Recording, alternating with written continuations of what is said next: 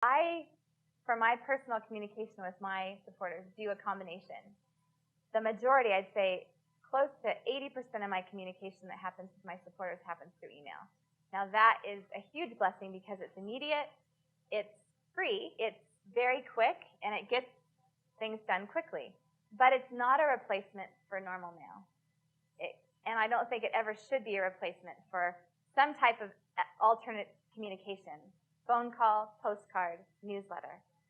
I believe that newsletters are extremely important because people can hold them in their hand and they can look at them, they can hold them, they can reread them, they can hug them. Oh, look at that picture, and oh, look at their kids are growing, and that is valuable to people. And a thing in the mail, we all know that we all treasure finding something that's not a bill in our mailbox. So emails do not replace regular mail. So it's an excellent way to increase the discipleship. Both newsletters, phone calls. I know you've been hearing excellent teaching and insight on those, but I'm going to focus mainly on emails. Let's see.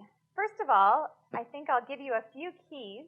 First, this is the number one. This is the issue of respect for people that you're in communication with, and that is asking them if you can put them on a bulk email list. I'm sure some of us have actually found ourselves on more bulk email lists than we'd like to be.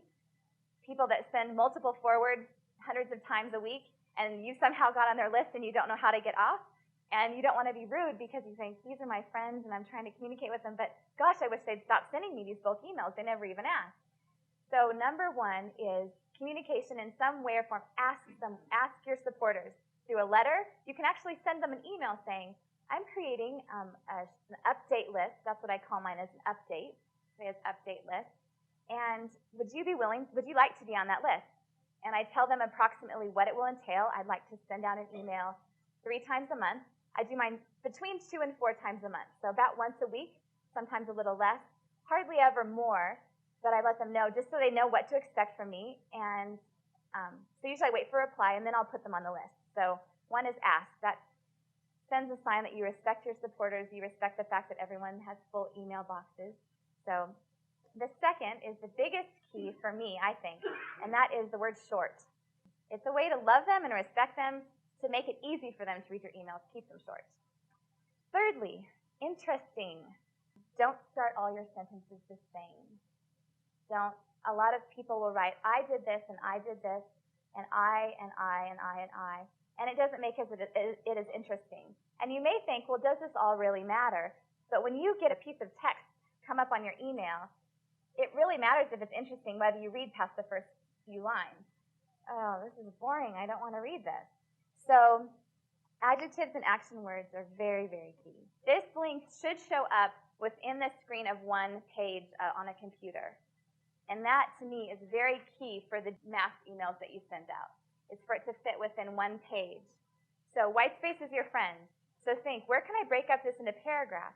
Which means you definitely have to keep it shorter if you're going to even keep it in one screen, if you're going to bring paragraphs. But this is just another exhortation. Short, short, short. Put space between the paragraphs. So when that comes up on your email screen, you go, I can handle this. This is not going to take my all day to read. Now this is ultra important.